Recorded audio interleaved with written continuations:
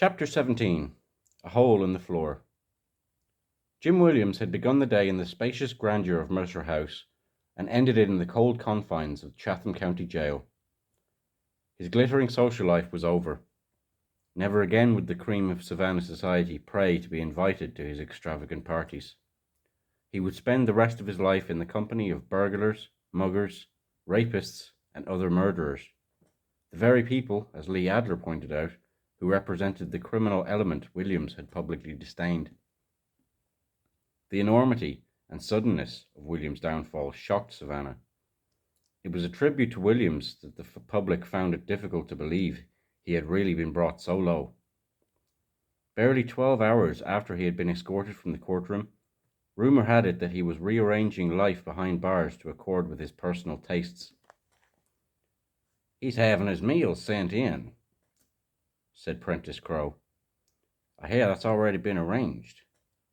His lunches will be catered by Mrs. Wilkes' boarding house, and he'll be getting supper from Johnny Harris's one night and Elizabeth's the next.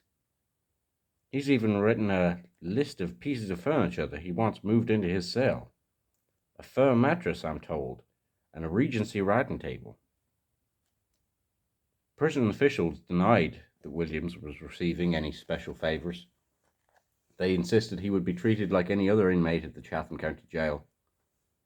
And, as everyone knew, that was bad news for Williams. Even more ominous, however, was the possible fate that awaited him at the Wrightsville State Penitentiary, where he was likely to be transferred to serve out his term. Wrightsville was a hardcore prison of 70 miles west of Savannah. At the very moment Judge Oliver was pronouncing Williams' sentence, the inmates of Wrightsville were rioting and setting the prison on fire. On his first morning in the Savannah jail, Williams was greeted by a newspaper account of the riot. He could hardly have missed it. The story appeared on page 1, along with coverage of his own conviction. The following day, Wrightsville was back on the front page. 3 black inmates had killed a white inmate by stabbing him 30 times.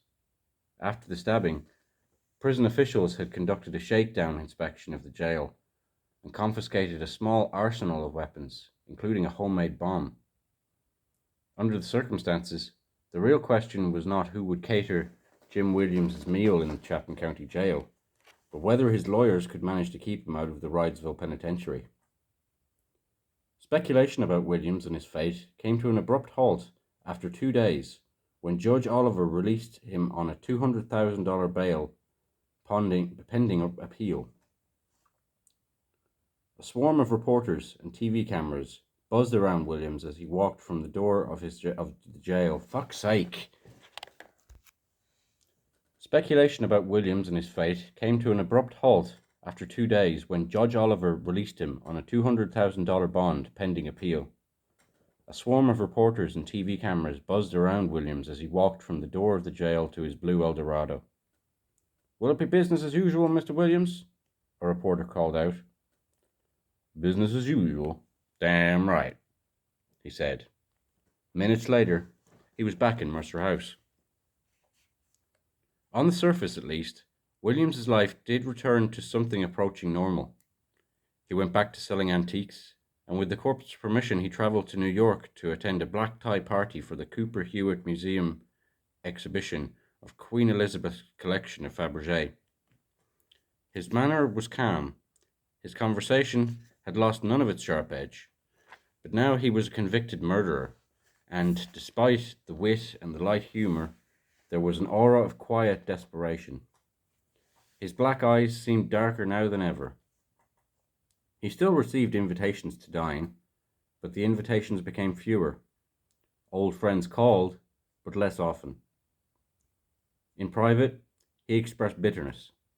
What galled him the most was not his conviction or the harm done to his reputation or even the cost of his defense. It was the indignity of having been charged with any crime at all. From the outset, he had assumed that his word as a gentleman would be accepted and that the whole affair would be settled quietly, the way Savannah had settled past incidents involving prominent suspects. The mysterious bludgeoning of a socialite at a beach not long ago, for example, or the tumble down a flight of stairs that killed a rich man who was about to divorce his wife, or the case of the spinster who embalmed her lover's bullet-ridden body before calling police. At least I did call the police, Williams told me shortly after being released from jail. You should have seen them that night. When word came out over the police radio about what had happened and where it had happened, they started arriving in droves. They wandered through the house like little children on a tour of Versailles. They looked at everything and whispered among themselves. They stayed for 4 hours. Now that's unheard of. If a black man kills another black man in Savannah on a Friday night, 2 policemen might drop by for 30 minutes, and that will be the end of it. But the police were having a ball in my house. When the police photographer was finished taking pictures, she went into the kitchen and made tea and coffee and served it to the others with cookies. I thought, well, this is a damn nuisance, but I guess it's the price I have to pay. I'll just let them have their fun, then it'll all be over. They were exquisitely polite. It was Mr. Williams this and Mr. Williams that, and can we help you, sir? One particularly obsequious cop came up to me and told me that he had doused the carpet with club soda so Danny's blood wouldn't cause a permanent stain. I thanked him for being so thoughtful.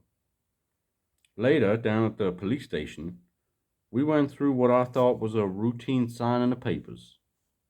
The police was so congenial, I had no idea I'd been charged with murder until I read it in the newspaper the next day. William's deepest resentment was not directed at the police, however. It was directed at Savannah's society and the power structure that it dominated. Men from Savannah's good families are born into a pecking order they can never get out of, he said, unless they leave town forever.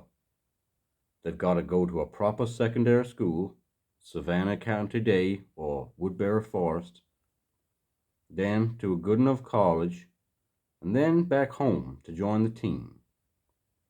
They've got to work for a certain company or a certain man and move up gradually. They've got to marry a girl with the right background. They got to produce a proper little family. They got to be members of the church or St. John's. They got to join the Oglethorpe Club, the Yacht Club, the Golf Club. Finally, when they're in their late 50s or early 60s, they've arrived. They've made it. But by then, they're burnt out, unhappy, unfulfilled. They cheat on their wives. They hate their work. And they lead dismal lives as respectable failures. Their wives, most of them, are little more than long-term prostitutes. The main difference being that when you factor in the houses, the cars, the clothes, and the clubs, Savannah's respectable wives get a lot more money per piece of ass than a whore does. When people like that see somebody like me, who's never joined a silly pecking order, and who's taken great risks and succeeded, they loathe that person. I have felt it so many times. They don't have any say-so over me, and they don't like that at all. Despite his bitterness, Williams was confident that his appeal would be successful. If it was not, he had an idea or two how he might seek revenge on Savannah. He would use Mercer House as the instrument. I might turn the house over to a charitable society, he mused, to be used as a drug rehabilitation center. It's big enough to handle several hundred addicts a day, wouldn't you say? The addicts would use Monterey Square as an outdoor waiting room. It would drive the neighbors wild, especially the socially conscious Adlers. But they could hardly object to such a public-spirited gesture. And what if Danny Hansford's mother won her $10 million lawsuit against him? Would the house not fall into her hands? Danny's mother will never live in Mercer House, Williams declared, because I will destroy it first. It won't be easy, because the house is very solid. The interior walls are made of brick. What I would do is this. I would cut a large hole in the ceiling, of each of the 4 corner rooms on the main floor, all the way through to the 2nd floor. Then I would put acetone in each of the cut-out holes and blow the place to bits. I've been assured I could demolish the entire house that way. In Georgia, arson is only a crime if it's done for insurance. Mercer House is not insured. Danny's mother might get a nice piece of property, but there won't be a house on it. At the same time, Jim Williams was calculating where to drill the holes in the floor of Mercer House.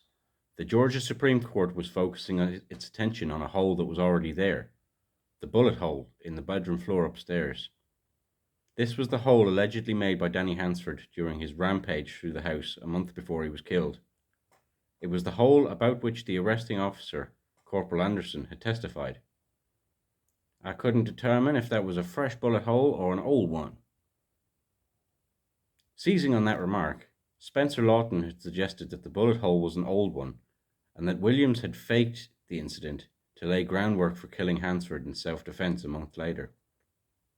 Some weeks after the guilty verdict was handed down, Bobby Lee Cook received an envelope from an anonymous source in the district attorney's office. Inside was a copy of a police report written by Corporal Anderson on the night of the earlier incident. The report contained the statement, "We did find a fresh bullet hole in the floor." It contradicted his sworn testimony at the trial. The defense had obtained an edited copy of Anderson's written report by court order before the trial, but Lawton had whited out that particular line. When Bobby Lee Cook saw the complete text, he immediately realized that Lawton's excision amounted to prosecutorial misconduct. He made it the central argument in his appeal before the Georgia Supreme Court. The court responded angrily. It cited the patent inconsistency of Corporal Anderson's 2 statements about the bullet hole and denounced Lawton's cover. It cited the patent inconsistency of Corporal Anderson's 2 statements about the bullet hole and denounced Lawton's attempt to cover it up. "We cannot and will not approve corruption of the truth-seeking function of the trial process," the unanimous ruling read. "Judgment reversed. A new trial must be ordered."